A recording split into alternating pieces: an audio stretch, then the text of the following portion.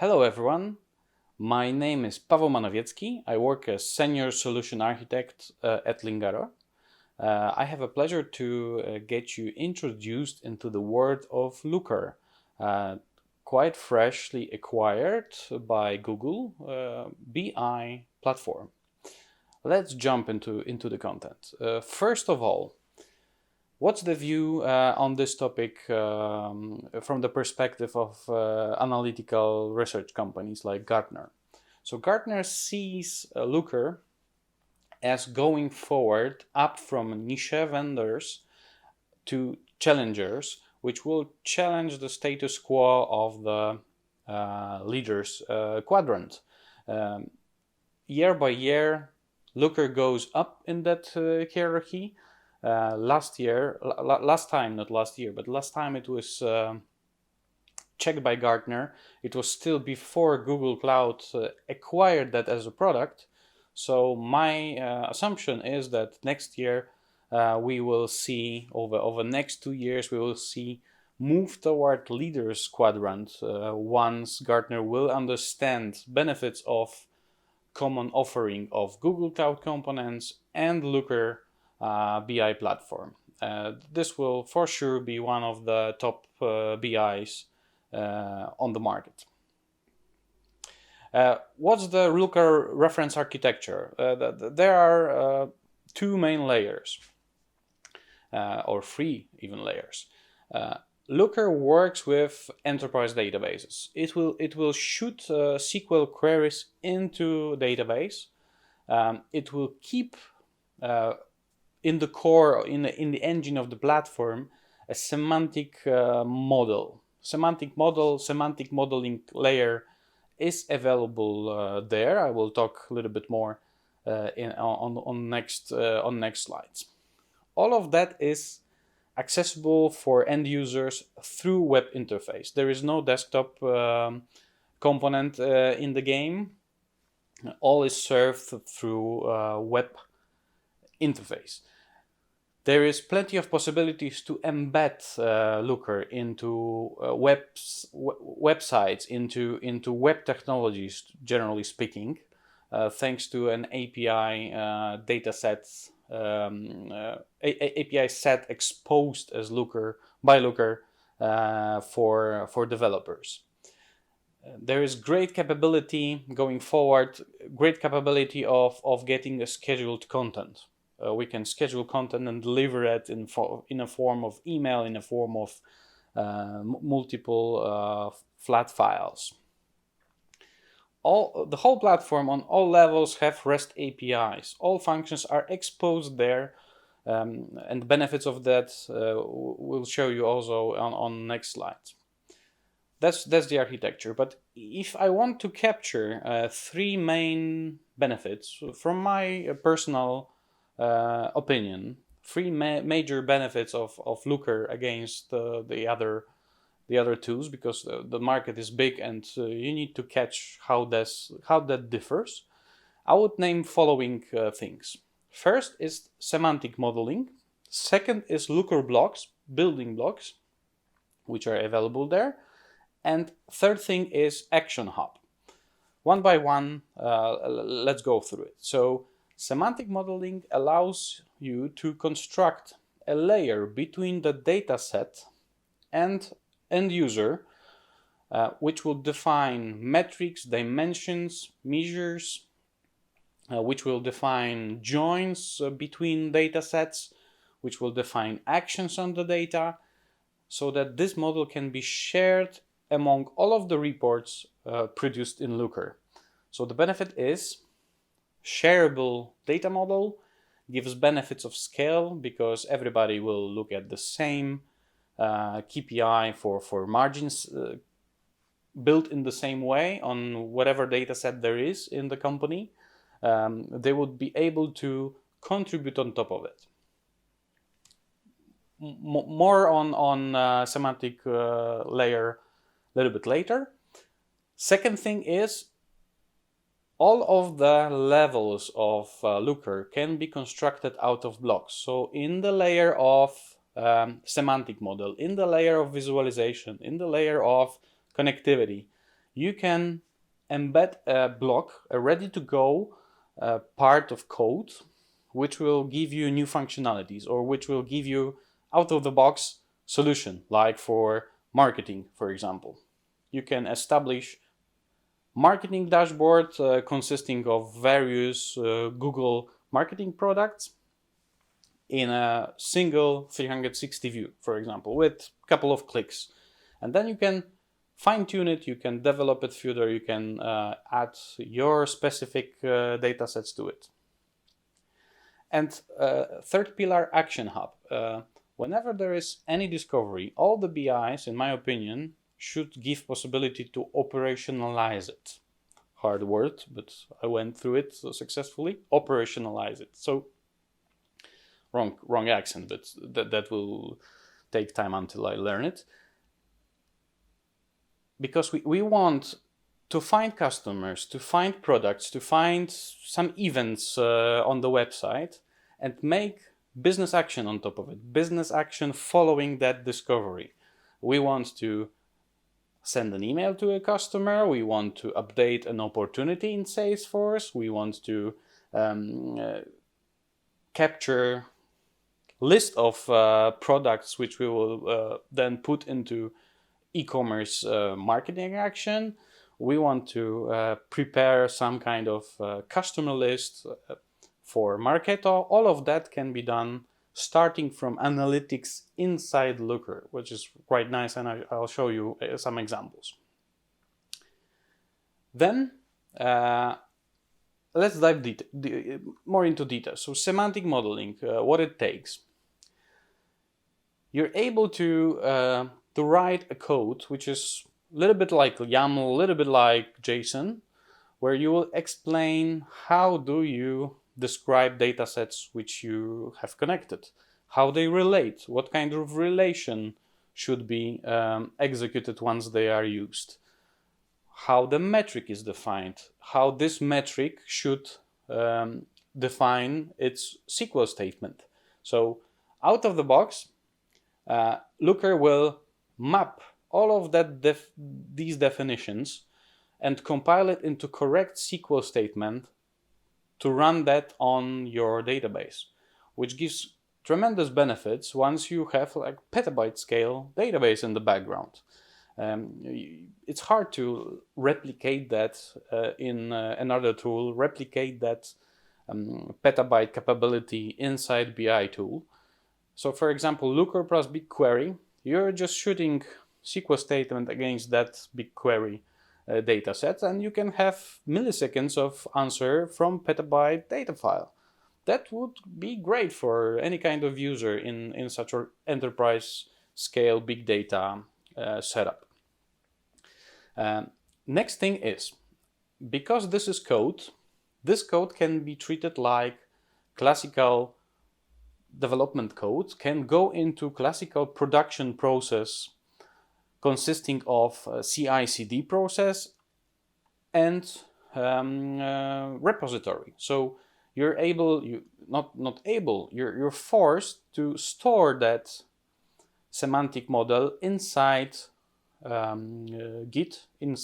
Either this repository will be created by Looker, or you can use repository which you already own.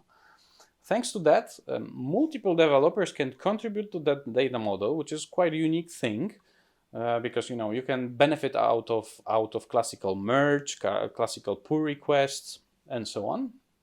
Now, versioning allows you to go forward and back once something is causing troubles in production. I found that great. This is enterprise scale capability for large data set, which I recommend to dive in. It requires training. So the warning from me is, it's not like immediately useful for any analytical person. It requires a little bit of training, but similarities to other skills which you already have will bring this will shorten that way for sure. So I talk next about blocks. All of the layers in the layer of analytics, so ready dashboard, in area of data model. So for example, to map, let's say, Google marketing products and some kind of e-commerce data sets, or systems which are SaaS based and they do have standardized table set. You can find Looker block, just through a click, merge it to your data model repository and have capability to query that data set. Same with visualizations. You can extend Looker with new visuals. You don't have to stay on the level of default charts out of the box. They are developed with web technology, so you're able to extend this environment quite easily, going into the framework using that SDK. Looker actions, as I stated, the third main pillar which I would underline. In that area, you're able to connect multiple systems out of the box. There is plenty. You see the logos on the slide, many things out of the box when you just enable that and it's connected through credentials which you have configured. But there is even more. So don't forget, it's just limited by imagination of the developer who is able to use REST API of the third-party system. Yeah. For every column, you can define what kind of actions can be executed, what will be sent to that third-party system, how to receive response. And thanks to that features, you can do many things. I will show you some video showing details of it. Let's watch.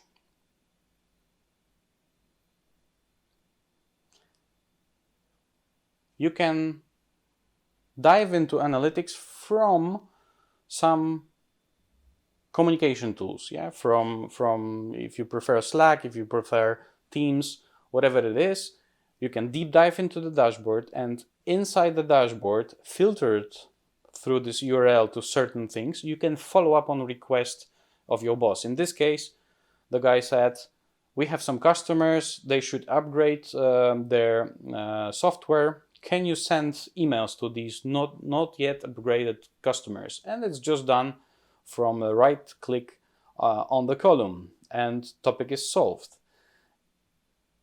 Just email, that was quick, Corey is happy, DMO is happy, nice. Second thing, what about updating the data? So let's say you have a report out of Salesforce, you look at your opportunities, new deals, customers, you see some active accounts, and you see some of the accounts haven't updated. I talked to them last week and we are going forward. You can type in the value which will go into Salesforce and then return back to your analytics.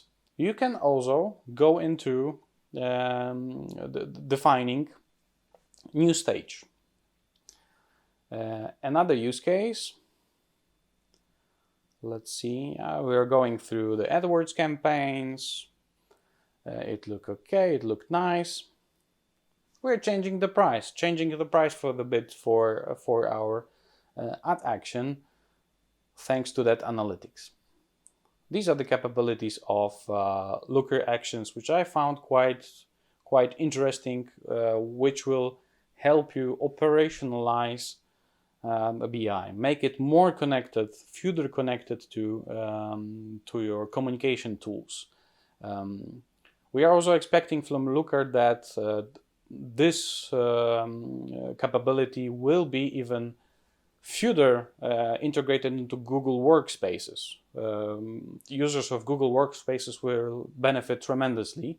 It will be even more connected. Let's go forward. Another thing beyond these top three is that Looker is developed with API first principle. API first principle means developers first prepare a programmatic API, which could be connected by other developer for any kind of reason, and then they do visual representation of it. So then they do button which will run something, chart which will show something. And thanks to that, other developers can build on top of these APIs and get some very interesting functions and features.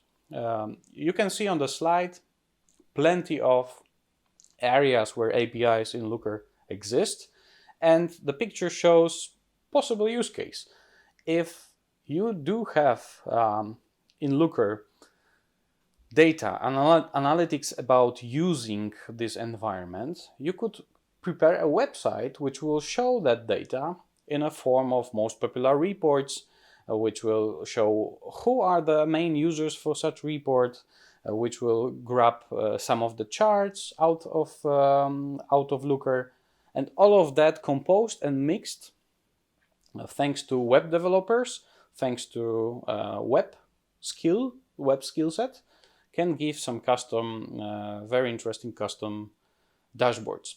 Going forward, default visualizations, plenty of them, maps inclusive, marketplace for visualizations, you can extend, you can go for more, you have much more capabilities to experiment, like Sankey chart, it's there.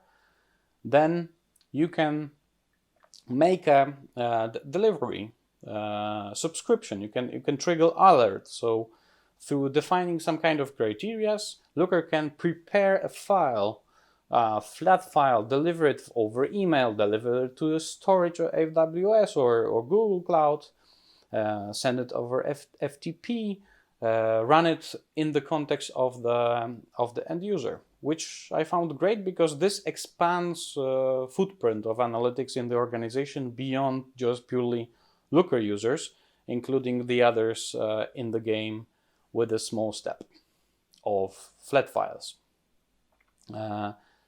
It also gives you benefit to have quick alerts, which you can view through email on the mobile device.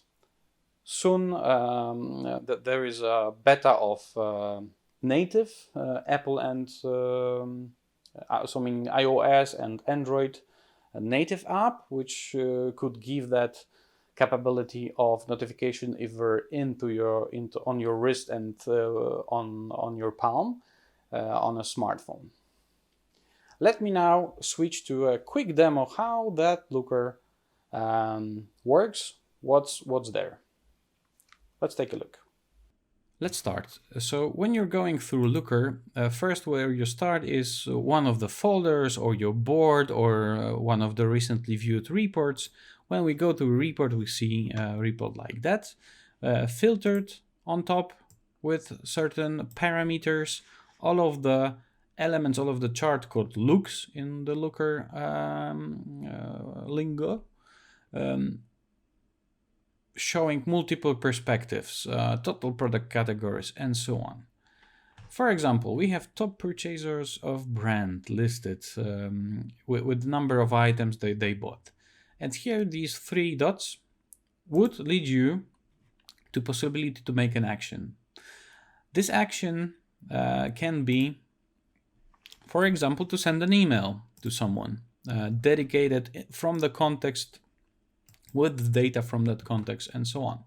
Or in other case, you can search for a website, or you can also trigger from these three dots, drill in or drill out by either running dedicated dashboards on top of that data or going into details related to it. So Calvin Klein dataset consists of following raw data records, right, by category.